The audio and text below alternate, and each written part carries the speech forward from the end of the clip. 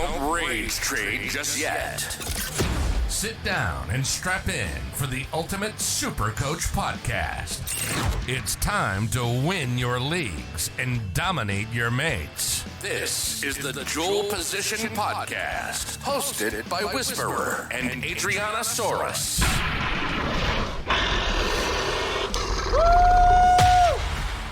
It's done. The final podcast of the preseason. Fullbacks, it's the one that everyone has been waiting for. Unfortunately, probably the most boring one because there's not a whole lot of names. As everyone's watching on YouTube, Adrian's wearing fucking God knows what. No shirt, jacket. Get out of here. It's tie. a prestige position fullback, so you've got to dress for the occasion. I should have got a shirt, but I just got straight out of the shower and put on the old dinner suit, the pink one with the pink bow tie. I think Tommy Turbo would approve. I'm dressed up for the occasion. Goodness me. But we are here to talk about fullbacks. The most key position in, Supercoach. Not fucking around with any cheapies, not getting really cute. It's a position that has become so crucial in many years gone by that it's 2 guns minimum. Nothing to be expected. I mean, there was some like a little bit of up in the airness with Turbo having the round 2 bye and a little bit iffy with his Hemi, but it looks like he's playing round 1, so he should be basically an automatic lock. So then it comes down to, what are you doing with your second position? I'm going to be here to breaking down all the options. And last year, Latrell Mitchell came back in. He was fixture-proof. He was sensational. Had half the year off, and then came in and looked absolutely sensational. Averaged 85. Just fucking unreal. He was sensational. He was, people were sort of debating when he was coming back. Well, because obviously you should be cautious about Hemis, and that's probably the thing with Tommy going into this year. But Latrell, didn't he just put all the doubters into the quiet corner because he is an absolute supreme player. He's got a bit of the David Fafitas about him. He doesn't really get involved, all the time. But when he does, he racks up points, big points. I've said it. I think I've said it a couple of times in this podcast. There was a game last year where I think after 25 minutes, he was on 13 points and finished the game with 160, 170 odd. So he scored that. And he went off 10 minutes early as well. So he scored basically 150 points in 15, 30, about 50 minutes, about 55 minutes. So, the bloke he can do it. He's the focal point of South's attack, and he's priced at just under 900K. So not cheap at all, 899K. But currently it's 16% ownership. Now, the talk with Trell is obviously that draw. South have a putrid draw, but Trell has shown he is fixture-proof. Trell is not in your team right now. Is price the only reason for that? It is price because I just kind of cannot resist going to Tommy Turbo with the savings that you can get with Tommy Turbo.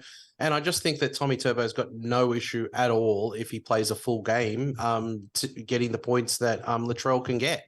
And probably has a bigger ceiling. He gets bigger scores than Latrell. So I kind of feel like it's too hard to ignore. And if I was actually choosing between 2, it would be Trell and Teddy, because I just think that you cannot ignore the value of Tommy Turbo.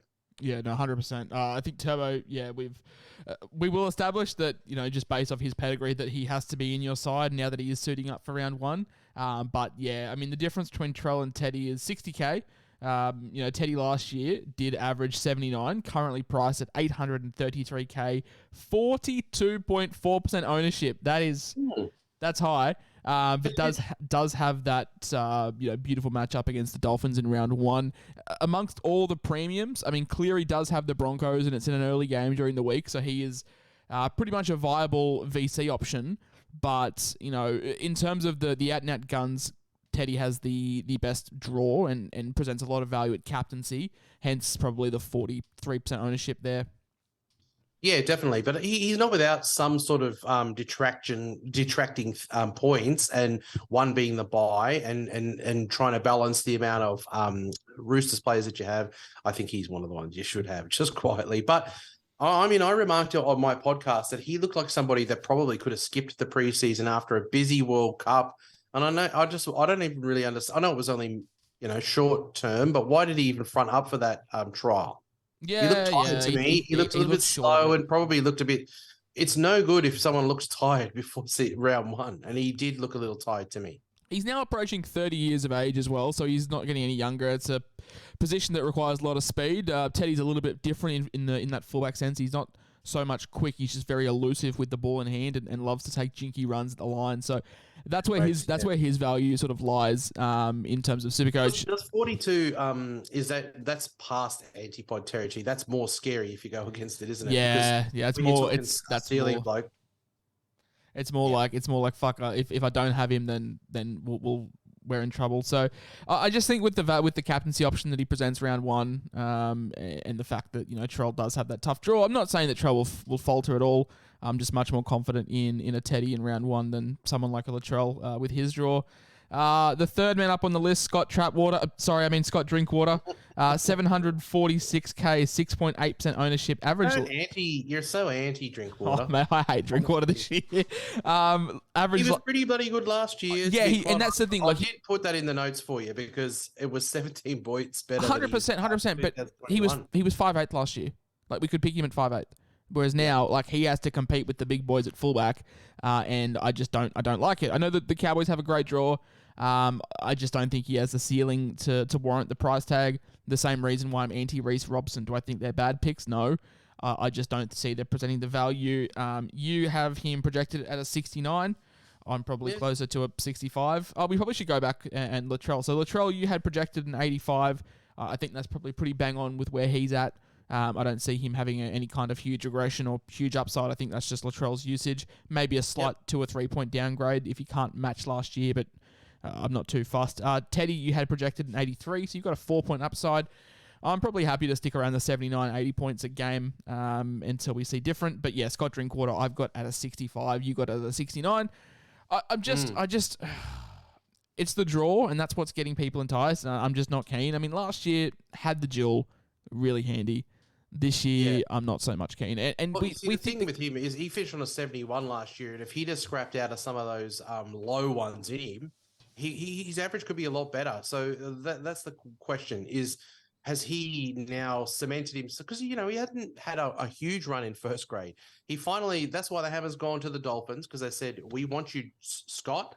He had a full season in there, and he really flourished in that position. He knows it's his now. He's got no hammer on his back. He's got the whole season to go. Do you think he just relaxes into it and cuts those low ones out? He just, you look at that dropout that he did the other day. It looks like he's going to have his hands in everything they do. I reckon I haven't got him quite getting 70, but I reckon he's going to be a tick under 70. He's in the fullback position. There's lots of opportunities there. He is a good ball player, so he will chime into their back line, hopefully passing to Tavel. Tavel would be handy.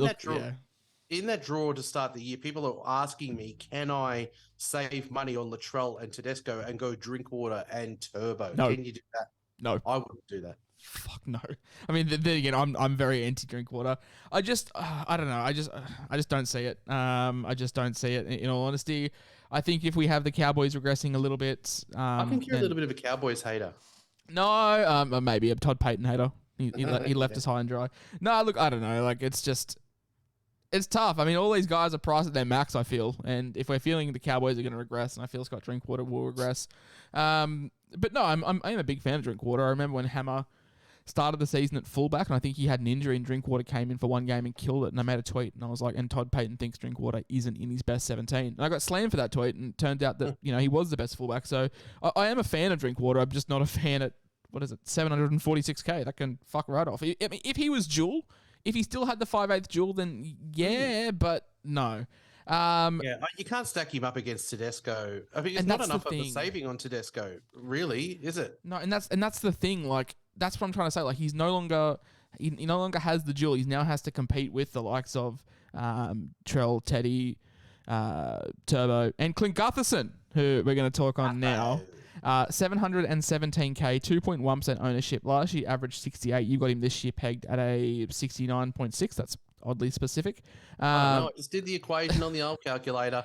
That's what he came out on, what I projected. Yeah, look, Gutho is one of the most consistent guys. I put a thing on Twitter saying that I was tempted to make a second account, make a dead team where I'd make no trades all year.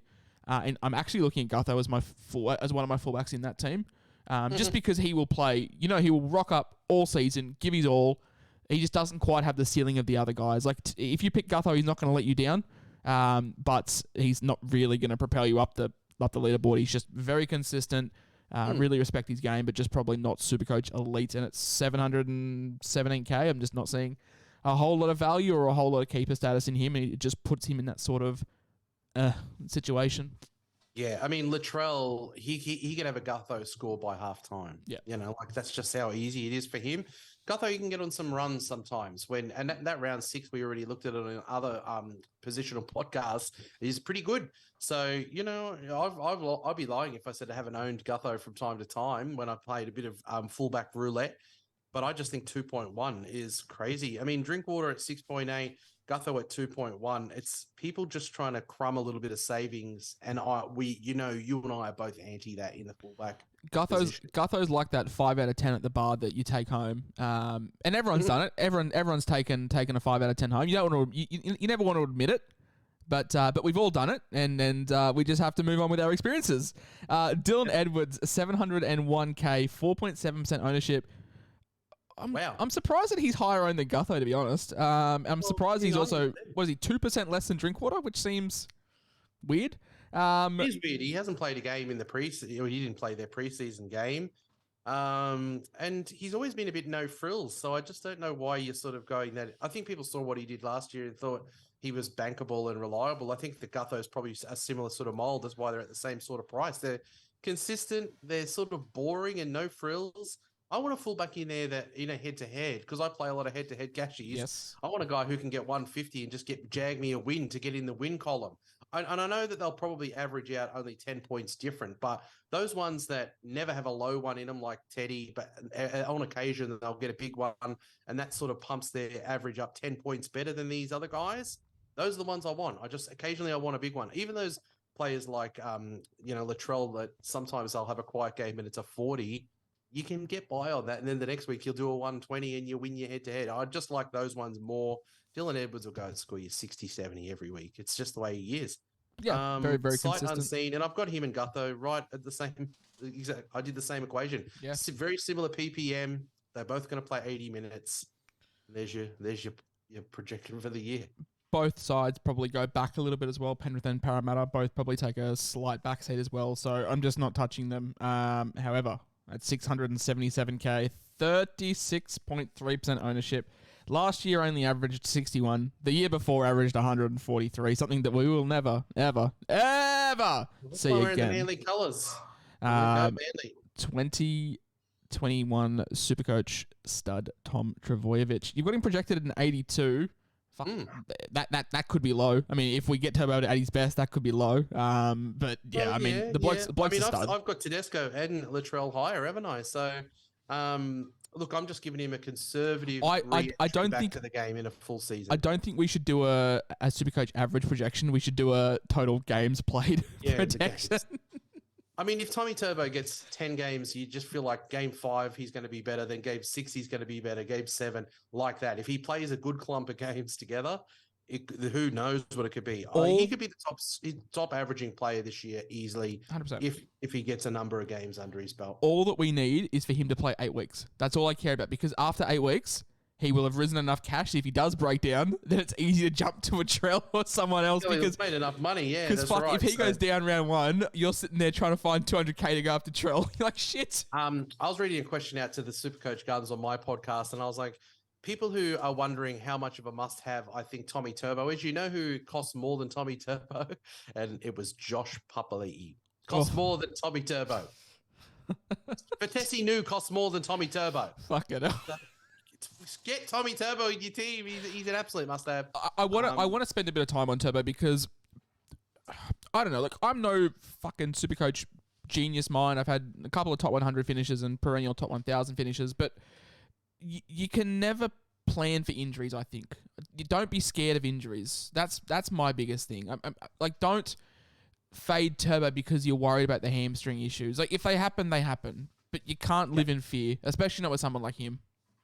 Well, I mean, Latrell's had hamstring issues too, and that's so why Tommy Turbo went over to the States. So they've always got that under the surface. Teddy's first 3 years at the Tigers absolutely fucking ruined with injuries. I mean, like, he was. So that's the thing. Like, you can't. And there's been that much study done, like NRL physios dived into this so much. Like hamstrings, they're not a muscle that just keeps re-aggravating because they're weak. I mean, Matt Moylan had terrible hamstrings and he got through a full season last year. So I don't think you can look for monsters under the bed that aren't there right now. If you're scared about picking him, look, that's fine. Like if you're someone that wants to play really conservative and just know that you guys are going to play each week, Dylan Edwards and Clint Gutherson, they're you guys. But if you're wanting to climb up the ranks, if you're wanting to compete with the best, if you're wanting to beat your mates, and that's, what Adrian and I love, like, people think that we do this because we want to hype ourselves up. In reality, at the end, come September, I love when you guys show me that you've beaten your mates, and that's all I care about. And I think picking Tom Trbojevic is going to help you do that. I think taking a back seat and being conservative is not the way to go. Look, if Turbo was, what is he, 577? If he was 877, then yeah, I would consider not picking him. But at 577, he can rise 300k in about a month if we get him at his best. He costs less than Lachlan Miller. It's that you don't understand. I mean, people who are not going Tommy Turbo don't understand the amount of savings. A guy who costs under 600k who can easily score more than anybody else in the game. Well, easily. Ronaldo Mulatalo, I tipped as the centre wing 1, and I pegged it like a 72 average, and he was 602k, and Turbo's cheaper than that, and we're pegging him at an 82, and that's being conservative. Conservative, yes. Yep. So I mean, I just reckon. How can you ignore it? It's too impossible to ignore what he's capable of. Yeah, it's not Peter V'landys' ball. There are some red flags there with the hamstrings, but they do have a bye in the round 2. But you're going to, hopefully you build a squad of 19, 20, 21, 22 players this year, and you're going to have to sit an expensive guy in round 2. But what you get from it, which is the huge saving, 300k to Trell, you don't look a gift horse in the mouth. And Tommy Turbo's so cheap, and he's really an 800, 900, a million. We've seen him over the million mark. So yeah. I just will not go into the start of the season without him. Someone today said to me, I was probably overselling it, saying he's a must-have. No, and this other person was going Latrell and Teddy, saying I think that's okay. Like that's the thing. Like Turbo is a must-have, yes, but if you have the cash to go Teddy and Trell, then I'm not gonna fucking say no, obviously. Yeah, those are the three that if you've got two of those three combo, you can't go wrong. You're super coaching okay. Yeah, you can't go wrong. In my opinion, I think it's the same as Hooker. For me, I think Brandon Smith is probably too high of a value to skip out on, so it's a case of who you pair him up with, and I think fullback's the same. It's basically Turbo or it's Turbo and then Trell or Teddy, and I just think that Turbo's just that good. It's funny because this time last year I was screaming black and blue in the face, do not pick Turbo, do not pick him. And it's funny how times change that, this time around I'm now... the price. He's more than half the price. Yeah, and that's the thing. Like, obviously we're not expecting 144 average. I mean, if it happened, sick.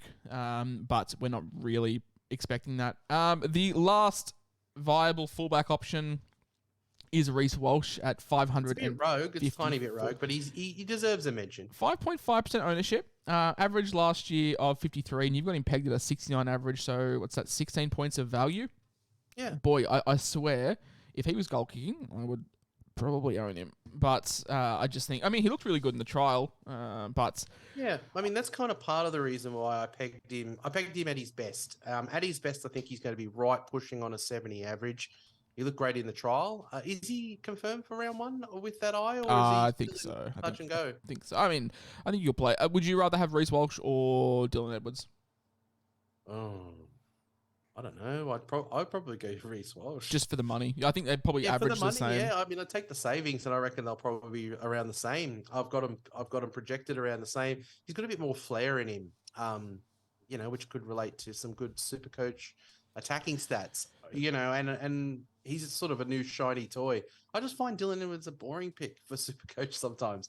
I don't know if have you ever owned Dylan Edwards? No, I'm a Dylan Edwards virgin. Yeah, so I've never owned I never owned Reece Walsh as well. I have lost the bet to you on Reece Walsh. But I don't know if I'd go there with him. Yeah, I think he looked great in the trial. I think he'll actually be good for the Broncos. I think he'll be such a big piece in that team. So I don't mind it as a little pod move that I would have loved if he wasn't injured at all going into the season and he was at full health. I know it was a face thing, wasn't it? An eye socket. Yeah. I guess gear on. That are you going to really go? So if someone's Are they going Tommy Turbo and Reece Walsh for a big saving? Oh, That's another combo I wouldn't go. Drinkwater and Turbo, or Reece Walsh and Turbo. I would want to get one of those anchors in Latrell or Teddy in there. and I know this podcast is going to be very boring because we're basically just recommending 3 players and that's it, but we're recommending those for a reason. I just think with fullback being so crucial, it's a position that you're going to be captaining a lot. I mean, fuck, if I had the option, I would captain a fullback and vice captain a fullback, but you can't do that. I think the real big ceiling players are obviously halfback, because we know Cleary and Hines can go 150s, 200s, and it happens in fullback. So often it's going to be you VCing a halfback into a fullback captain, or a VC on a fullback into a halfback captain, and that's why you and I own, Turbo and Teddy in fullback, and we own Hines and Cleary in halfback. Yeah, you just rotate the four of them. It's haphazard of us to try to say to people, go cute and go rogue. We were saying today, there's on our other podcast about the centre wingers. Wait, we said yesterday, mate. Try and keep kayfabe. Try and keep some kayfabe. Oh, mate, look, I'm wearing different clothes. Of course, it's a different day. But we were saying you can antipod a Val with a Garrick, because they're going to be in the same sort of ballpark. But I get messages by people who I say, don't go that player in, don't get cute in the fullback position. They do it, and I feel so sorry for them, because I say there's some positions where you don't get cute, and that's the thing. Like we have been criticising this podcast for pumping up too many players, but the players we do pump up, we would realistically own. Like, I would own a Val, I would own a Brian Toto, I would own a Marzu. Like, I'm not just saying it because I'm saying it. Like, but I would never own Gutho from round 1. I would never own Dylan Edwards from round 1. And that's why I'm just really against it. And I guess that's why this podcast may be boring today, because I've had 3 fullbacks. I've made 400,000 teams, and I've only ever had 3 fullbacks in them. It's not a position that I've ever rotated. Yeah. So who were you? Huh? You had a Trell and Teddy. I had a Trell and Teddy. I had a Trell and Teddy, and that was when the reports are that Turbo first redid his hamstring. I had a Trell and Teddy. I had a Trell and Turbo, and then a Turbo and Teddy, which is what I've sat on now, and I've sat on for a while. So, our teams are shaping up pretty well. My team is all but locked in. I don't know about yours. Pending Teamless Tuesday, my team is locked and ready to go, and we'll probably do, a reveal on Wednesday. Tomorrow at time of listening, so we'll do this Tuesday. Adrian and I still need to sit down and work out how the live show is going to be structured. Any thoughts? Any thoughts that you guys have as to what you want the show to look like on a Tuesday? Let me know, whether it be buyers, captains, our own personal trades, from round 2 onwards, news, anything that you guys want to have included in the Tuesday show. Feel free to let us know. But yeah, this has been a very, very short one. I didn't expect it to. Short and sweet to finish. Just nice and easy. Fullback. Gives everybody just a little bite-sized piece, and they can all get ready for TLC. If you send me a team with anyone that's not named in the 6th, I'm just not going to read it. I'm just not. It's just not worth it. I saw it. Someone had Taruva at fullback, and I was just like, why? Like, this was before he got Jewel. I've had a couple of pongers in fullback, and I was like, no. We were all waiting for him to be available in 5. That's what you say about Drinkwater. There's value in 5'8". There's nothing against the big boys in fullback. So pick one of the big 3. And look, if you're a real cowboy, literally, I reckon you can go Drinkwater with that draw. No, you can't. Those are the only 4 That's the only 4 I'd consider, but I will say I don't endorse this message. Don't listen to Adrian. You will not get shot in the foot if you get Tommy Turbo, apart from injury. You won't get shot in the foot with Turbo, Trell, or Teddy. Those are fine. I do not endorse. Drinkwater's a gamble that could pay off, but it could fail as well. It will fail. Other ones not could. It will. Oh, come on! I can't wait for him to average 120 in the first 3 rounds. Yeah, I mean, look, you make a good point, because he has a low one in him, and if in your fullback, if someone else is getting 100 off one of these Teddy Latrell guys, and you're getting a 25 off Drinkwater, because it's not that he goes missing. It's not that he has a low one. It's just I could be wrong here, but I'm pretty sure there was a game last year where he had 3 or 4 try assists, and didn't get 100. Yeah, well, that's it, because that's all he does. He'll get a line break sometimes because he slips through a gap. But he's a different sort of one for scoring. There's not a lot of bumping off tackles and stuff. He'll get a line break, but people are going to go in because he's a little bit cheaper, and people are going to want to slice the Cowboys in their draw. I don't know how it's going to go, but I'm not willing to gamble myself in the fullback position. I'm not a gambler. Look, last year he had a 43 in the fullback position, a 46. He had a 12 in a 77-minute game, a 12. He had a 36, so those are going to hurt you. That he had finished with a 71 average getting those scores, and you'll never get a 17 out of Teddy usually. Although last year, didn't Teddy get a real low one? Yeah, let's not remind about that. But anyway, this has been the Dual Position Podcast preseason edition done for 2023. It's been a big one. We've done 17 team previews, 6 position breakdowns, a couple of other team reveals, a few YouTube videos here and there. So, there's been probably, mate, I would say 25 hours of content that we've done the preseason, not including, your own podcast, not including all the posts we make. So hopefully you guys have enjoyed the preseason. Thank you so much for sitting with us throughout the entire duration. It's the pointy end of the season, Ado. The next time that we speak will be after TLT. It'll be Listmas Tuesday. It'll be after TLT, and boy howdy, it's gonna be a big one. Yeah, love it. Thanks for having us on. It's been a good preseason. I'm glad we sort of busted them all out and got them in time. And I look forward to the live shows. We all get so excited. I've got to go to a stupid conference, so I'm not going to be back until the afternoon. So I'll probably miss all the live TLT stuff. Yeah, I'll be at work too. I think I work. I think I knock off at 4, so I knock off at the perfect time. Yeah, I'll get home just in time. So yeah, I'm really pumped. Should be terrific. And it's been a great preseason, a lot of content, and it's been a pleasure to deliver it to the punters. Anthony Milford in the 6 jersey confirmed. I've been the SCWhisperer. I've been joined by SCAdrianasaurus. Thank you so much for sticking with us during the preseason. We will see you at 7:30 New South Wales time on Tuesday night. But thank you.